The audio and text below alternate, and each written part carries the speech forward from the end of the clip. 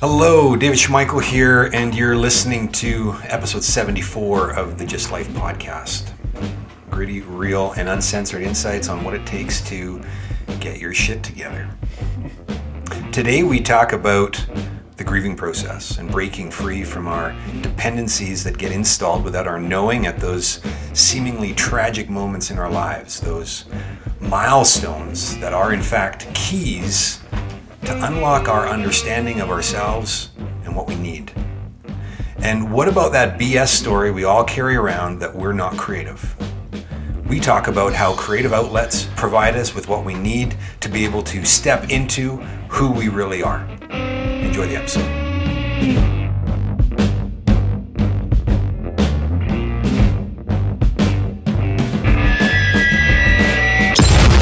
Okay, cool. So this is We're at episode 74. What up? 74, and we have a guest today, Nice. David Weibe, right? Yeah, David Andrew Weibe. Nice to see you again. Great to see you too. Welcome to the podcast. I want to share a little story of how I met David. Here we go. I'm sure David remembers it as well. Yeah. It's like, who the fuck is this guy? What a prick. Yeah, what a prick. Not to be too blunt. A mutual friend of ours, Wakefield Brewster, was hosting a show with the GYST. He does that quite often. How often does that go for? That's monthly. Monthly. Yeah, I'm actually one of the co-founders of the GYST. Yes, you are. Right. Yes. Look at me putting my foot in my mouth.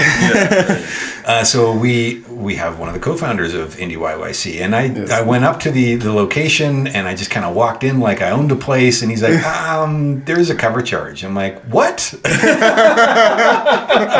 Do you know who I am? Yeah. But I know the performer. Yeah. Yeah, and the cover charge is $10. Needless to say, Exactly. I went with my tail between my legs to the nearest ATM to pull out the $5 cover charge. Well, it's only because like even the musicians, the girlfriends will come and be like, "Can my girlfriend come in for Hey free?" man, I get it. You And are we're the like, gatekeeper. No, $10 Yeah, for your totally. girlfriend. Well, that's integrity. Yeah. Right? I think Anyway, so, at the too. end of the day, that's great. So Well, I tried not to make it mean anything, and welcome to being human. yeah, totally. And the quote unquote inconvenience of it all, like the ridiculous things that are going on in your head, right? It's across the street, so you have a lot of time to like process. Oh, it. totally. Fucker. No, kidding aside, and I love GYST and what you guys are up to. One of these days, I might actually go there and do one of my pieces, because I don't know if I mentioned, I have been exploring for the last little while poetry of my own. Excellent. So it's just a matter of which one to go to, because we have storytellers, which is a combination singer, songwriter, author, and poet. And there's an exchange that happens between the three artists. And then we have the new beat, which is what Wakefield hosts. And that's along to music. So you recite your poetry along to the beats that are created. That's the one that I went to. It was pretty interesting. That's cool. What constitutes as an author? What does that mean? Does that mean just somebody can you who's speak? actually written a book, and usually usually a fictional piece, right? Oh, okay. Yeah, that is actually well written. Not a hack like me, where I write about personal development or music entrepreneurship Yeah, or who listens creativity. and reads to that shit? Yeah. Hacky. That's You just said I'm just like selling it for money, right? It's all about the money with the personal I can help development you books. solve your problem. Yeah, let me sell you success, and then give me your money. Come over here and buy my easy button. Yeah, I'm just making fun of myself, but Nice. Yeah, That's cool. But real authors, yeah, Real authors, not you, Vern. Real authors. Wait, have you written something? No. Okay. No, I just heard the word author. I'm like, where do I fit in there? I gotta inject myself somehow into this conversation. Just write some poems, man. Write some poems. Write some poems. You could totally write some poems. So it actually doesn't have to be a book. Heart You rate just is have to rising. have authored. Like what's because author? I mean, that's like how long's a piece of string? It sounds like. Are we talking about published author, or that you have an archive of letters that you've scribbled down? Yeah, I would say actually published author. However, these days self-publishing is so easy, and I could show anyone how to do it. So you Such can be as- self-published. Absolutely. Yeah, but to be published. Yes. Well, like David. Yes. Yeah. Exactly. David Andrew Weibe. Exactly. Who needs a publisher Not these David days? Schmeichel. Yeah. Schmeichel. He loves that when I say that. So annoying. Who needs publishers to take all your money? I want to keep the royalties. Yeah, no doubt, man. So I want to introduce a little bit of a backstory to David. You've had quite the ride. Most of us have quite the ride. yes, But we are Everybody's got a rarely story. unwilling to share the nitty gritty stuff, and that's what this is all about. This show. So I'm going to just share a little bit high level, and then I'd love to dig in and talk a little bit about it. Okay. sounds great. Awesome. So 96. How old were you in 96? In '96, I think I'd be a teenager. Yeah, 12 or 13. 12 or 13. And you lost your dad to a motorcycle accident. Correct. Yeah, man. In a coma for 10 days. And it no doubt had a big impact on you. Yeah, colored my life for a good 20 years. Still continues to impact me in different ways, but No kidding. yeah. So let's pull that one apart because it's important. Yeah. They are significant people in our lives, and I think about my little girl. Yeah. She's 7, and at 7 there are times where she like is in tears and is like, I don't want to lose you. I'm like, lose me? What do you mean lose me? She's like, I just don't want you to die. I'm like, babe, I'm not going anywhere. But she has an awareness that She has an Yeah. awareness that it can Mortality. happen. Yeah, Yeah, the that's awareness crazy. of mortality. So obviously at 12, 13, you had an awareness of mortality, but I suspect you didn't really think too much of it no, until it happened. that's right. So tell us a little bit about that. How was that experience for you? Yeah, it's kind of a rough period or bumpy period in my life because I was going to school in the Japanese public system. This was in Japan. Yeah, that was Yeah. one of the questions I was going to Damn. ask you if you were in Canada or not. Yeah, So- he speaks, David, the other David, speaks fluent Japanese. That's right, I It's did. amazing. Yeah. I hear it's a very hard language to learn. It wasn't that hard for me, but then again, it was Of course, five, David's smart. So hopefully, if we're lucky, you'll give us a sample because I just love watching white sure. people. Maybe you can speak teach other us how to languages. tell someone to fuck off. That's what everybody wants to know. Hey man, tell me how to say but I don't you're know how to- beautiful, and then how to tell somebody to fuck off. But I don't know how to say it in Japanese, so I want to know. Totally. What Got it. sort of makes it easier or unique is that every letter ends in a vowel sound, and it's a, I, u, e, o. Oh, Yeah. interesting. So that's kind of what makes it easy to speak. Reading's a different matter because they have 3 alphabets. Oh my goodness. Yeah. I can barely handle There's one. one that has the Chinese characters, like the very sophisticated, many. They are their like own 30 stories. strokes. Yeah. Is this a tangent? Yeah, Yeah, I guess it totally is a It is. tangent. And then Oh. they have katakana, hiragana, which is the easier, grade school learning for the Japanese language. But Wow. yeah, the 3 alphabets make it. Last part of the tangent. How do you stay sharp? Do you have like a lot of Japanese friends, or how do you? So the answer is kind of funny. Just watch a bunch of Japanese TV. Oh, For me, that works very well. Yeah, fair enough. Yeah, Yeah. you're listening to it. You understand what they're saying. Yeah. And I can hear different ways of expressing what they're trying to say. And then I realized too, like I don't have to be too down on myself because some Japanese people actually are not that great at expressing themselves. I.e. English people. We didn't really realize that. 100%. Like Canadians, Americans, I realized, oh wow, I actually don't know how to speak English. This is pretty embarrassing. That So- happens. anyway, so let's set the stage a little bit. You were about 12 or 13 at that time. When did you get to Japan? Because I imagine learning a new language, when did you arrive there? I was 5 turning 6. 5 turning 6. Okay, perfect. Yeah. Wow, interesting. Yeah. So you're this bright, blue-eyed little white kid from Canada, and you're in Yeah. Japan. And so fast forward to when you got the news. So I would have been in grade 7, grade 8, or grade 7 probably going on grade 8, because the school system is such that your school year begins and ends in summer, or spring, unlike summer, where is how it begins and ends here. Yeah, so I'm 13, and I think I got called to the principal's office, or at least the school staff office. And that's where they're like, your dad's in the hospital. So now I'm being taken to the hospital in the middle of a school day, which is already very unusual to me because it's like, on time, always in the right space for the various classrooms. And so I went to the hospital and they're like, do you want to come see your dad? I'm like, now that I know what happened, not particularly. What did they tell you that happened? He was in an accident. and he was riding a motorbike, and he was going downhill, and there was an intersection, and it was flashing yellow lights. It's like a familiar intersection for me because we passed through it many times. Sure. And there was a transport truck coming through the other side. good He didn't, he wasn't paying attention, went straight through. And then my dad just tried to swerve, but still ended up hitting the truck. Damn. So he hit the truck. It wasn't the other way around. Because that would be a slightly different outcome. Right? It's still the fault of the other driver in a situation. But, totally. my dad couldn't slow down at that point. And yeah. Wow. So Unreal. you're 13. Where's mom? And his mom was there? Or? Yeah, she was at the hospital as well, along with my sister. We were all there. So the whole family was in Japan? Yeah. And how old was your sister? 3 years older than me. Older than you. Wow. Yeah, 16. And what a critical time in her life. Yeah, absolutely. Yeah. Wow. Unreal, man. Yeah. Yeah. So you actually opted out. I mean, I would assert that at some point, did you go to see your father?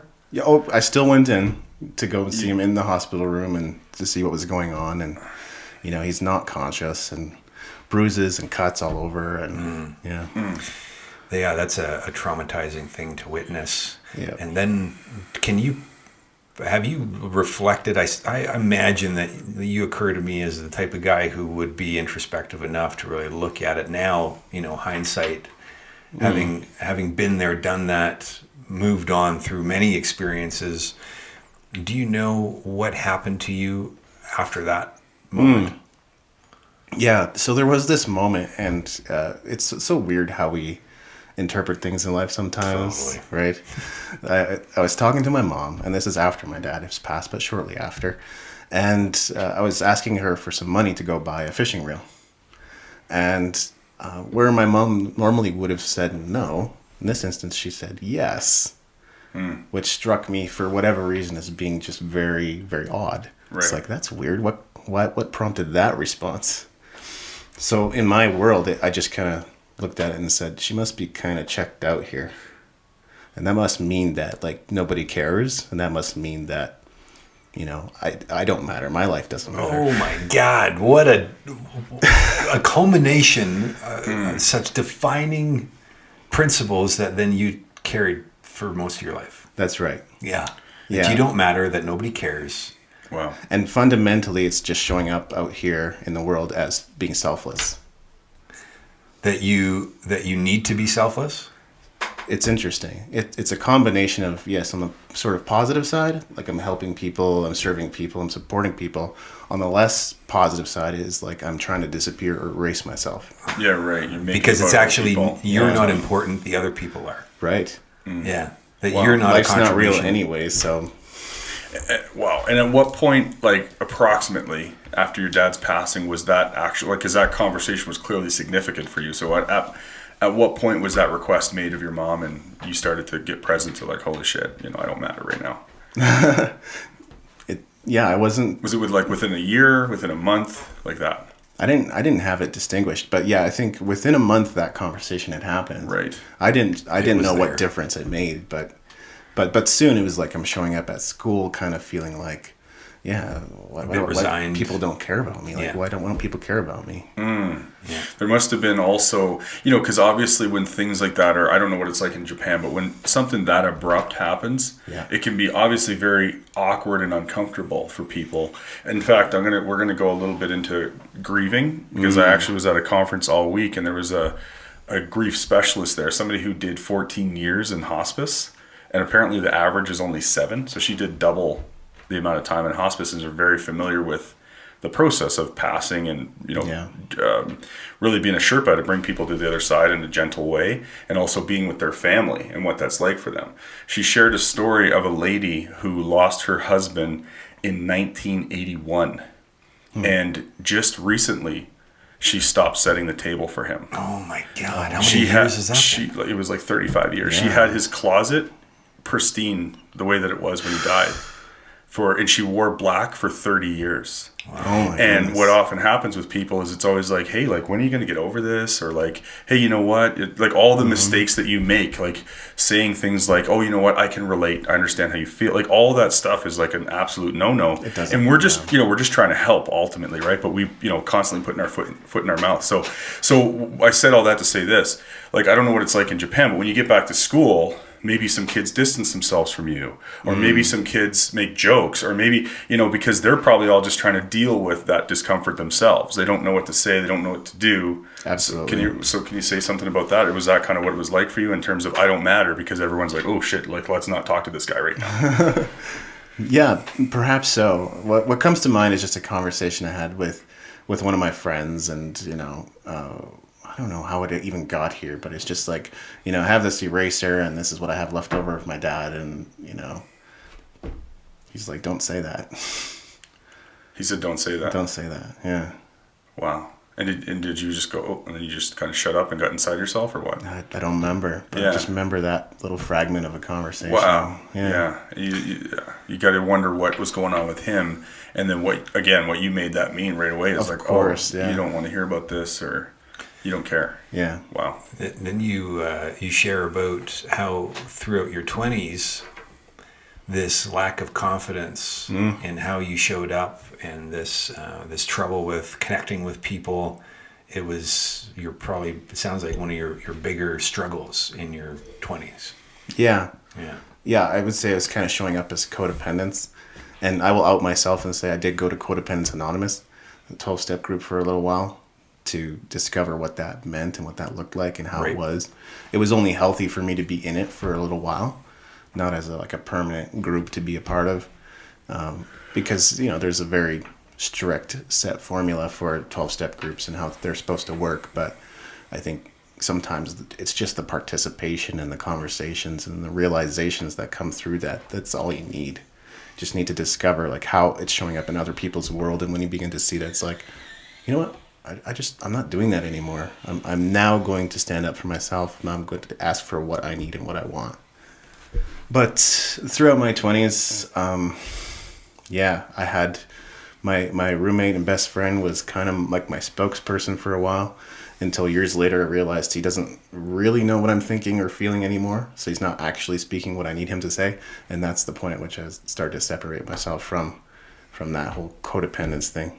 You realize that you actually need a voice. That's right. Yeah. Absolutely. Yeah, wow. that nobody can be your voice. Not at all. Yeah. Because it does not actually articulate what's going on or what's needed or what you're aspiring to, and none of that stuff. You have no idea. And culturally, it's so different. Japan was just like a huge community and so many friends and people that I got along with, and it felt fairly natural, where it just didn't have that same sense of, community here. When did you come back? When I was 14. Yeah. So what brought your family there? To Japan? Yeah.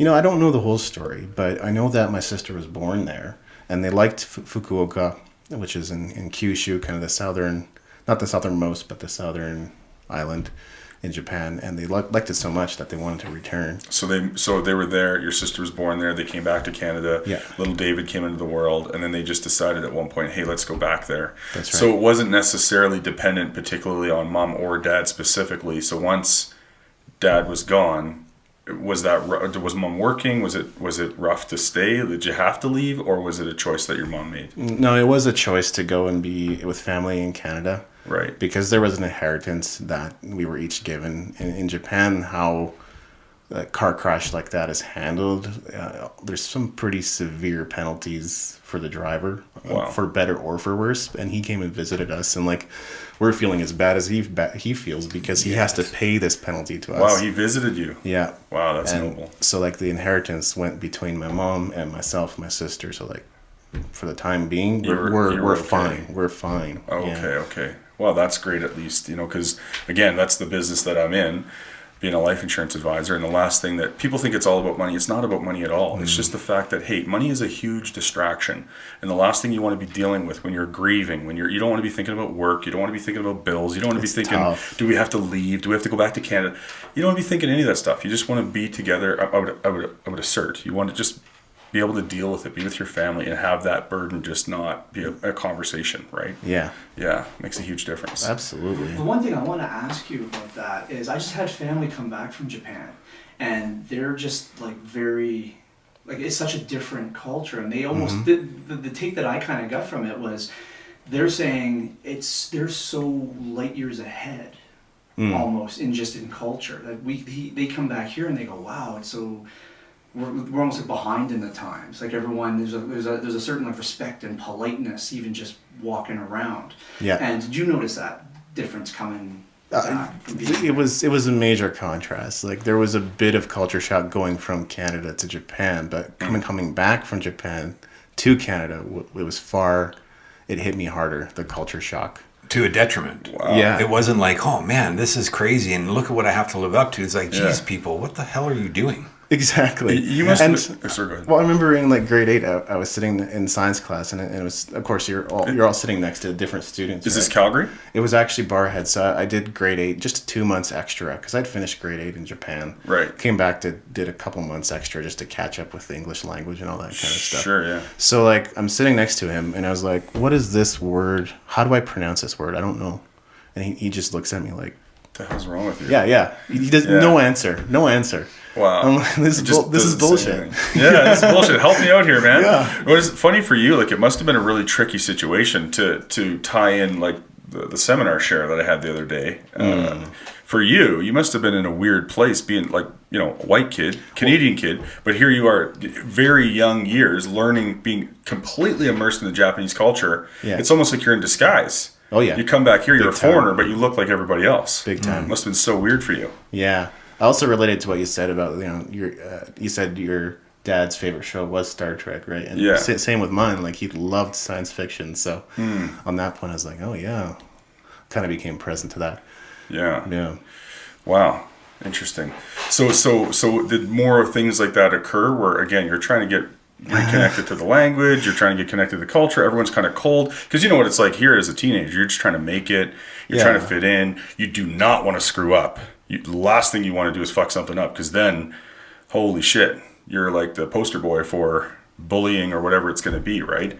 So say more about that. I had that from fairly early on, like, don't make mistakes with people.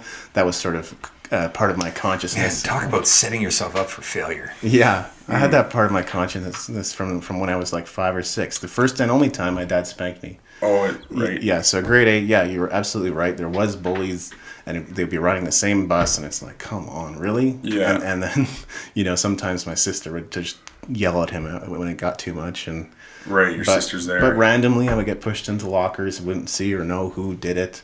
And yeah, sometimes they just come up in the bus and start punching you. And wow, dude. Yeah. That's so Barhead, I mean, it's such a redneck place in a way, but not to be too derogatory. Yeah. Well, hey, listen. They set the foundation for fucking opening up a lawnmower on you on the school bus. So if anybody doesn't know what that is, that's like a hockey term for starting a lawnmower on somebody. You know? Right. Rifling. Anyway. Wow. So let's jump ahead a little bit. You are a musician. Yeah. You were in a few bands. Absolutely. Tell us a little bit about that journey. When I was in junior high, I started filling, as in grade 9, I started filling binders with lyrics. Really terrible lyrics. And had you played any instruments or been involved in music at this point? Except for like what was there in grade school, because in Japan music was part of the curriculum. Okay. So, you know, harmonica and recorder and maybe a little bit of tambourine or drums kind of thing. But cool. So now you're back in Canada at this point. Yeah. Okay. So that's my only experience. And you know, I kind of just got into the pop music of the time, you know, Scatman John or Chumbawamba or Will Smith or Beastie Boys or whatever. Sort of slowly started discovering things that I liked, and then emulated some of what I heard and started filling binders, and then, so that happened all the way from grade 9 to grade 12, and it was punk and hardcore and hip hop and nice. Yeah. Do you still have all of those lyrics? I don't, but you know what? There is a song, I think either on Spotify or YouTube. It's called "There's Only One Boss," and the lyrics in that song would totally give you a sense of the kind of weirdness that went on. And did that was that like a safe haven for you? Like, how did you stumble upon, hey, I'm gonna start writing down some lyrics? Yeah, I don't know how exactly it started coming together, but it was certainly a form of expression, you know, getting some thoughts out, getting some ideas out. For sure. Up until that point, I had done a lot of arts and crafts and drawing and painting and visual design kind of things. So from the moment I was born, it's kind of artistic. And I guess that was now shifting to this whole thing about lyrics. And when did you first pick up an instrument? It was when I was 17, and that's when I started playing guitar. So, yeah, so just 3 or 4 years straight, I'm writing. You're getting ready. Yeah. It's like you're training. Exactly. Then my sister went to college, and she ended up meeting Jason Johnson, who ended up being my first guitar teacher. And I had a guitar because, interestingly enough, one of my dad's colleagues in Japan came all the way to Canada to give me the guitar that she said she would give to me. She promised me. And wow. Yeah, her son's guitar, and her son had actually passed away. Holy snap. Yeah, so she came all the way to Canada, dropped it off at my grandparents' place in Drumheller, Rosedale, yeah. And then I had that guitar in my closet for a little while, and then went to a camp, I think it was a youth camp, and I saw my friend play. And he was playing, Blink-182 and Sum 41 and Matchbox 20. I said, "You can do that?" Really? That's so cool. Yeah, exactly. So I'm like, dude, I want to do that. I love that. You can do that? Holy shit. The realization, right? Yeah, in the moment. totally.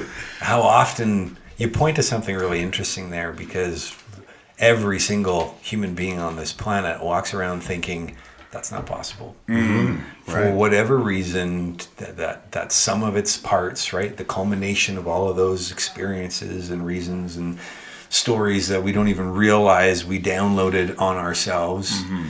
And then there's that spark that happens, that magic, right? That you just got tapped. Yeah. And the realization of, holy shit, I can do that?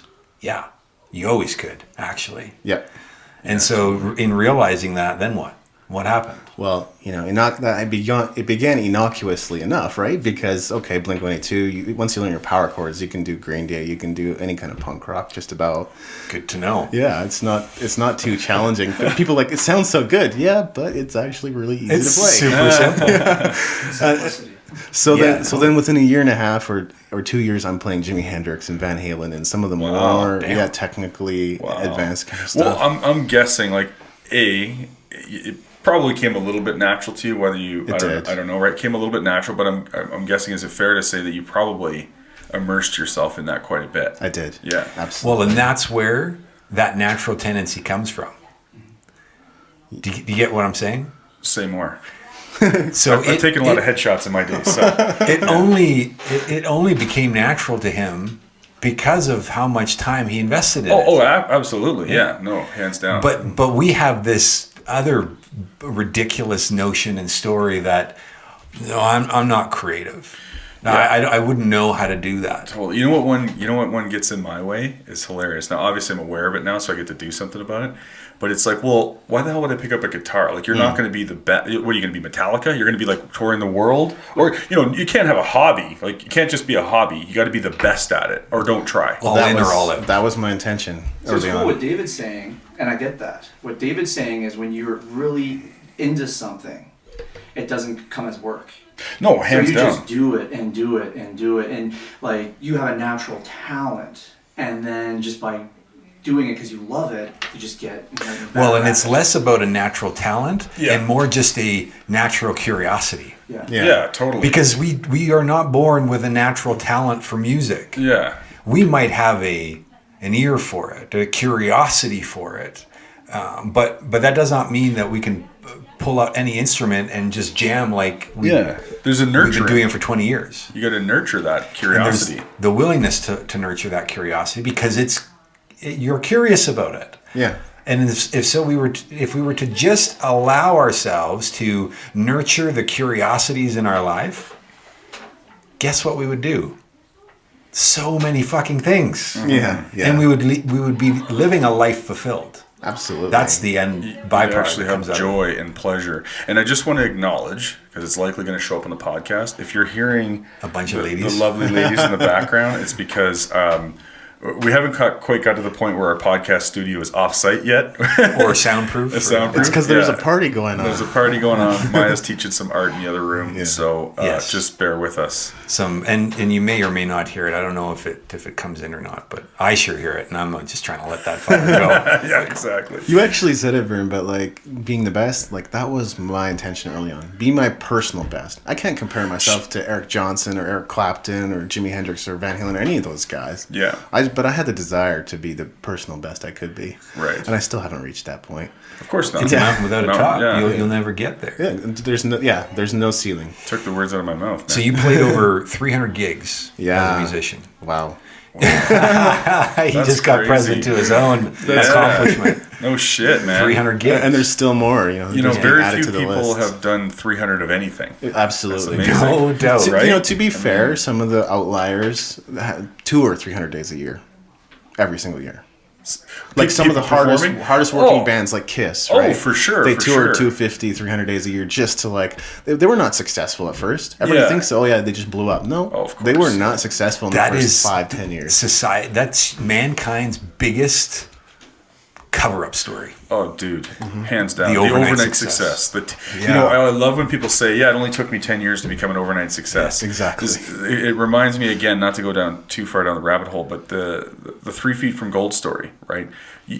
Just if you're compelled to do the thing, just keep doing it, because at the end of the day, worst case scenario, it's a part of your story. But to your point with KISS, I mean, they probably, and all these bands, they're touring and doing these things for years, and nobody knows who the fuck they are. Yes. And then all of a sudden, Exactly. one day they pop on the scene, and everyone goes, "Oh, where'd these guys come from? They're so good. Never heard of them." Well, yeah, dude, because they've been laying foundation for 10 years. And they've been enjoying the process. And they've been enjoying the process. They've actually allowed themselves, and this is the other thing that we get to unravel as older people, bringing a lot of baggage along with us. When are you going to give that up, that bullshit?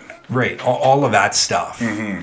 And if we were to actually just embrace those tendencies where we have the propensity for whatever it is, if we would just do it, just whatever it is, start scribbling on paper, start recording something, do the thing, do that small little thing and get that. I'm preaching right now. Get that. After doing that, you're just there's something that's a little fire that got lit inside of you, and it's just your indication to keep going and keep doing that thing until you go to reflection time. 300 gigs, holy shit!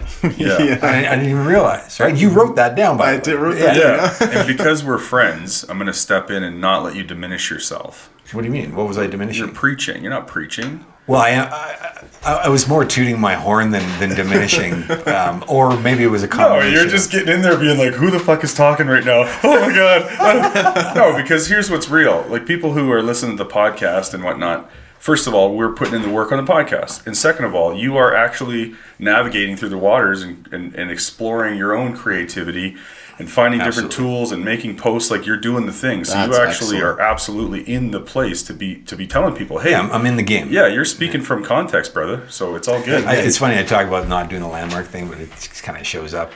So without giving away too much of the seminar and all that kind of stuff, obviously I think everyone's heard. We do a lot of work with an organization called Landmark, and we were in a seminar the other day, and it's called the Money Seminar.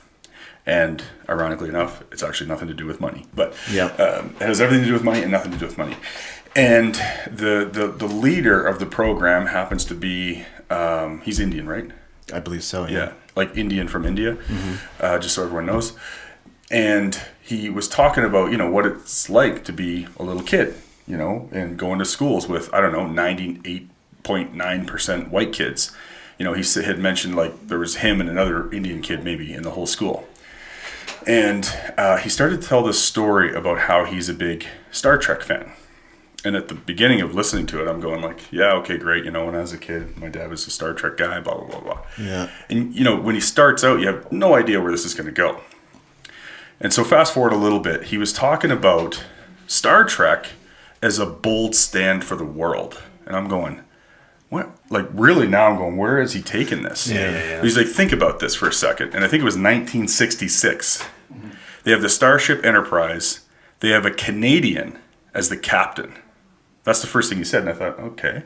And then he starts going on. Now, you could probably help me out in this part because I don't have it all down. But he says, there's the Russian is the head of, what did Scotty do? What was his job? Chief engineer. Chief engineer is a Russian. Yeah. A Russian in the United States in 1966. Yeah. Then he says, then they have a Japanese guy was communications officer or whatever, yeah. right? And then they have I'm going to get to the big highlight, but what's one more? There's a black woman. Well, that's the one I wanted to get to, is when he said, you know, there's first of all, a woman and a black woman. And then the captain is Canadian. The captain's Canadian, but also the medical officer.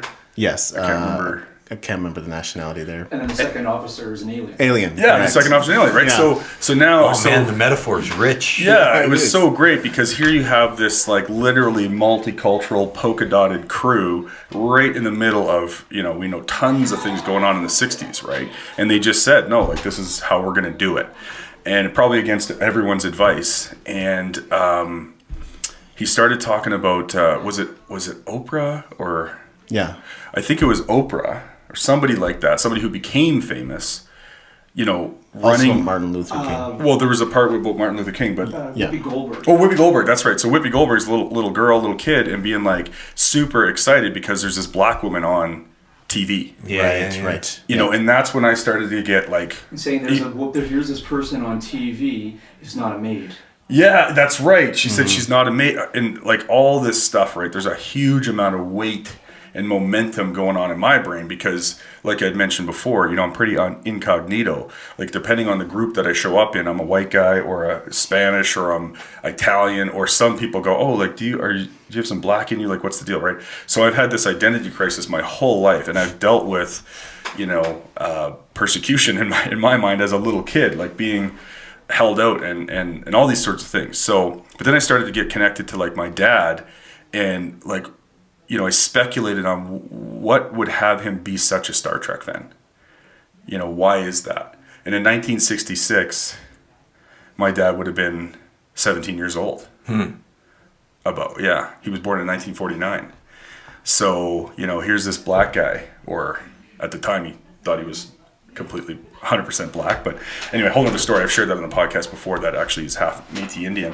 But so I started to speculate, like, wow, like, and so I'm actually going to call my dad and have a conversation with him about that. But at that point, I just started, the way that Vic was sharing The Leader, and he was going on about, you know, what that show is all about, and how that woman, after about one season of the show, she was actually at a civil rights rally, and she turned around and Dr. Martin Luther King Jr. was standing right behind her.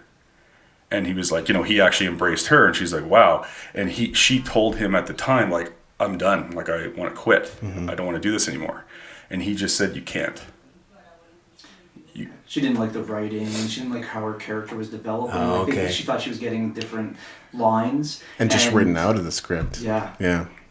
Right. So while she was given a voice, right, and a platform to be heard, she wasn't really in the same regard. It was only the beginning of that process. Right. The 60s. And then what did Martin Luther King Jr. say? Fill me in, because he looked at her and said, you cannot Exactly. do that. Yeah, that's pretty much the message, right? Yeah, because just your influence of what you're doing. Yeah, on she's the trailblazer, man. 1966 American television. Yeah. If not you, then who?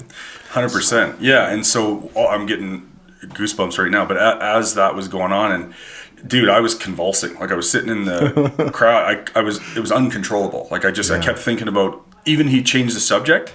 Like, we're 10, 15 minutes later, other people have shared, and I just had this thing in my head and all these memories of my childhood, and I was thinking about my dad, and I'm thinking about Star Trek, and I'm thinking about these civil rights rallies, and I'm thinking, like, wow, a TV show from the 60s. You don't think anything of it, really. At least I never did. Because it got canceled. Well, it got canceled after 3 seasons. Because the people, at that point they said, what is this? This show's not, it doesn't make sense to 1960s America.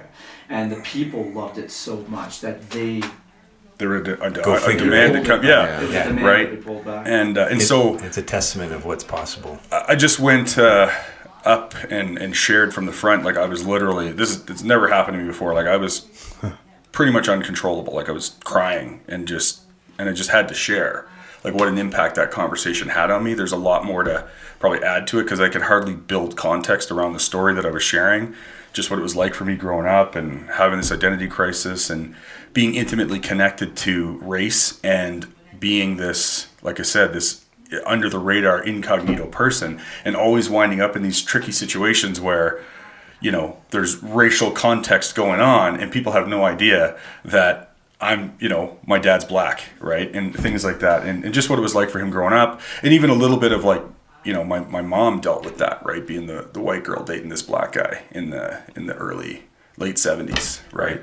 Yeah. Anyway, so it was just a huge share. It had a big impact on me, and I got connected to, I'm going to have a conversation with my dad, just like, hey man, tell me about Star Trek. What's that about? And I just want to see what's there for him. That'd be awesome. It was a great share, and I relate to incognito for reasons we discussed, right? Yeah. Like your own version. I've referred to myself as an egg because, white on the inside, yellow on the inside. That's great. Usually it's the other way around, right? I keep telling people it's part of my DNA. Like even like some of the failed relationships and things that didn't go well, I'm just like, you do realize I'm Japanese, right? I'm basically Asian. So if you ever come in contact with a Japanese person, you'll begin to see how it connects in terms of my behavior and how I am. It is the polar opposite.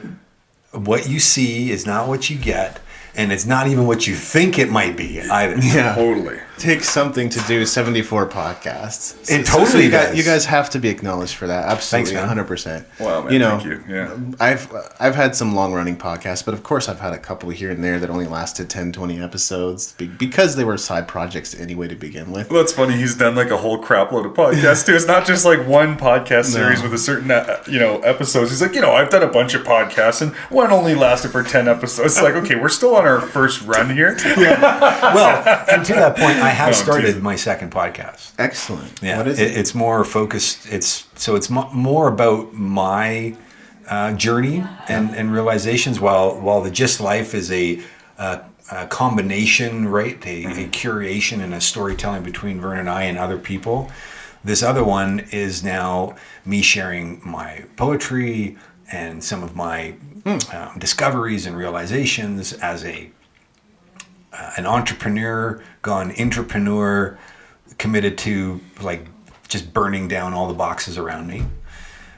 And so I'm just going to share that stuff. So second podcast is in the works. I've already done 4. Was it 4? I think it was 4, yeah. 4 episodes on that podcast. And to the point of, your community and people you surround yourself with and all that, David's constantly pushing my boundaries around.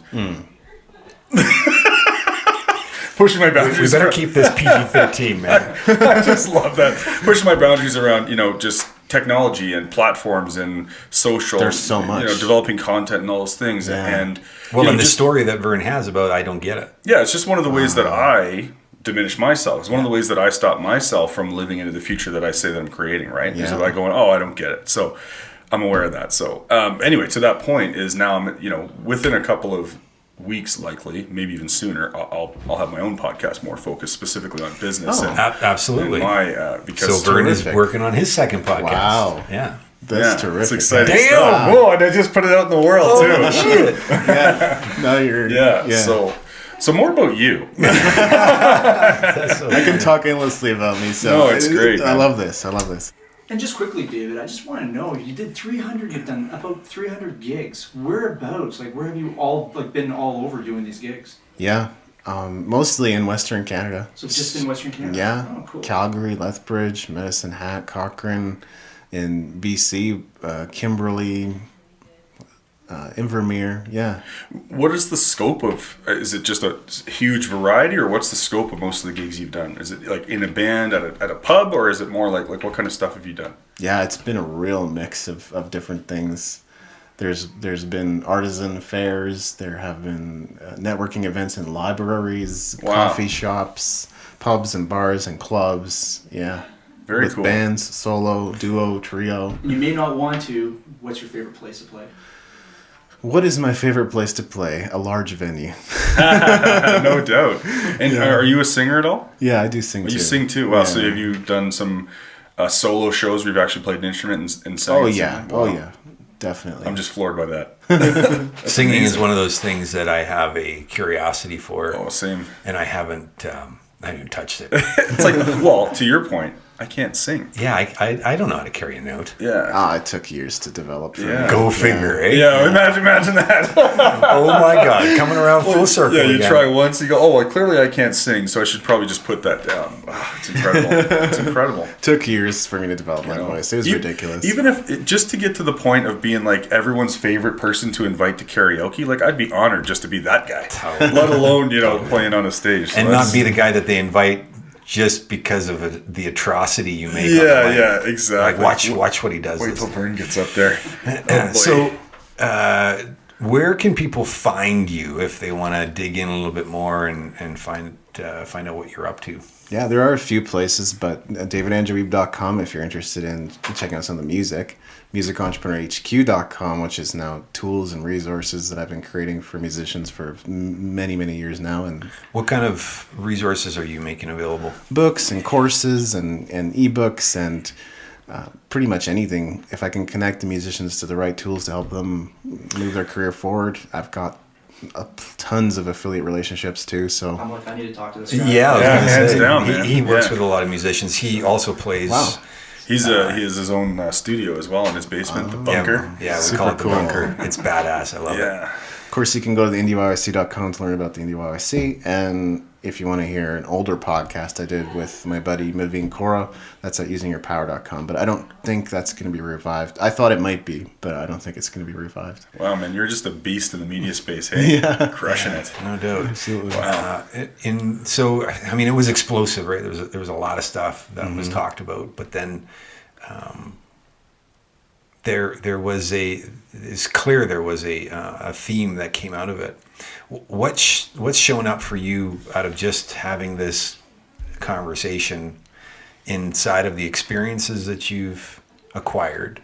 Because it's one thing to write down and answer a bunch of questions on a form, and it's a whole other thing to now have a conversation about them and really get a deeper connection to it. Well, is there anything that you're seeing, that you're realizing?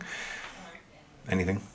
I think the need to acknowledge myself. I don't think we stop often enough to do that, or even celebrate what it is we've done. Well said. And we Not often even have to that. acknowledge, but to celebrate. Yeah. And it's so funny because we have that connected to money right away. It's like, okay, how much party can I afford, right? How much party can I afford? Yeah, it's like that's the first thing that comes to mind. But like, I don't care. I think there's something too magical to like celebrating in advance before your success happens. You need to celebrate it. No, I think you're right on the right track. Because to your point, for me at least, one of the things is like, what's to celebrate? I didn't make any money.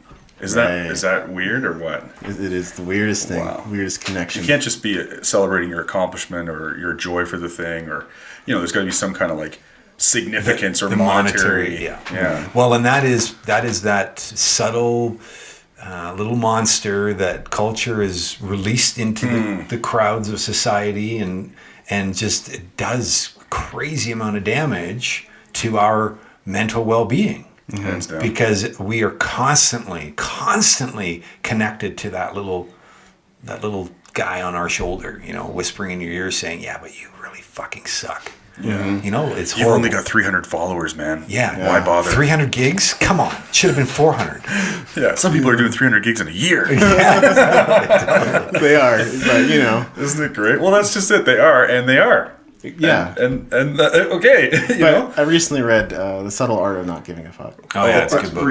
Great book. Yeah. I haven't finished that, but I've heard of it. And one of the points he just raises is like, look, our fixation is on basically the 10%. He said 10%, but honestly, It's probably 1%. It's 2% of Yeah. the 2% is what it is. Right, That's yeah. what we focus on in this world. The tallest, the fastest, Totally, the best. totally. Right, all the time. That's the fixation. And we don't even acknowledge or understand that most of us will never be that. Yeah. So Yeah. like what I did, sometimes it's hard to see that it's extraordinary if I compare it to somebody else. But if I get out of that world of comparison and realize what I was doing during those years of making albums and recording and going on mini tours and performing, and during that whole time I'm managing my personal online presence, posting shows and sending emails and sharing on social media, the whole works.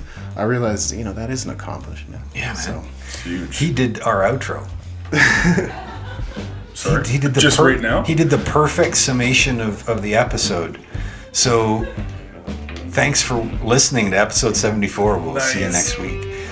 Really, that was amazing, and I couldn't have said it better. Yeah. Excellent. It was Well so done, good. man. Yeah, thanks for having me.